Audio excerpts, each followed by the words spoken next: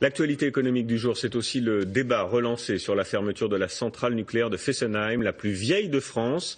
Vous savez que c'était une promesse de François Hollande. Eh bien, hier, plusieurs milliers de militants antinucléaires lui ont demandé d'agir. Les associations dénoncent des incidents à répétition et accusent EDF de mensonges. Alors, qui dit vrai? C'est l'œil du 20h, signé ce soir Nassira El Mouadem, Sébastien Lafargue, second. Début mars, la plus ancienne centrale de France, celle de Fessenheim, faisait encore parler d'elle.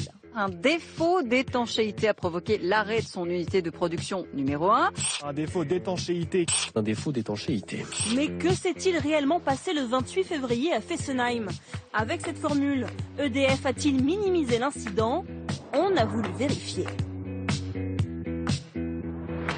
Un défaut d'étanchéité. C'est EDF, l'exploitant de la centrale, qui a donc choisi ces mots pour qualifier l'incident dans ce communiqué publié le jour même. Mais qu'est-ce que cela signifie? Au téléphone, le service de presse d'EDF avait bien du mal à nous l'expliquer. Le défaut d'étanchéité est un terme consacré pour les centrales. Et qu'est-ce qu'il veut dire précisément? Je ne sais pas, moi je le comprends comme un défaut d'étanchéité. Je ne sais pas comment vous l'expliquer. Tout ça n'est pas très clair. Pour en savoir plus, nous nous sommes plongés dans le rapport des inspecteurs de l'autorité de sûreté nucléaire. Elle est chargée de la sécurité des centrales et elle ne parle pas du tout de défaut d'étanchéité. L'autorité décrit un tronçon de tuyauterie rompu, une importante fuite d'eau de plus de 100 mètres cubes, l'équivalent d'un semi-remorque, et des projections d'eau sur des boîtiers électriques hors zone nucléaire. Pour le président de l'autorité de sûreté nucléaire, auditionné à l'Assemblée nationale, EDF a manqué de rigueur et surtout de transparence dans le choix des mots pour qualifier l'incident.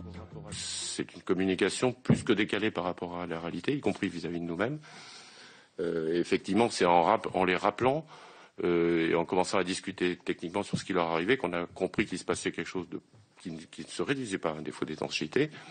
Donc on est allé faire une descente pour voir ce qui se passait. Effectivement, on n'est pas content de la manière dont ils ont informé. Je trouve ça inadmissible.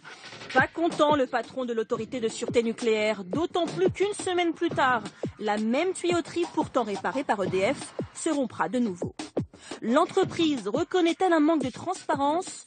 Nous avons sollicité ses porte-paroles pour une interview, sans succès. Mais au téléphone, son service communication conteste toute volonté de minimiser l'incident. Un défaut d'étanchéité, c'est un terme d'ingénieur et EDF insiste, ces fuites étaient sans gravité.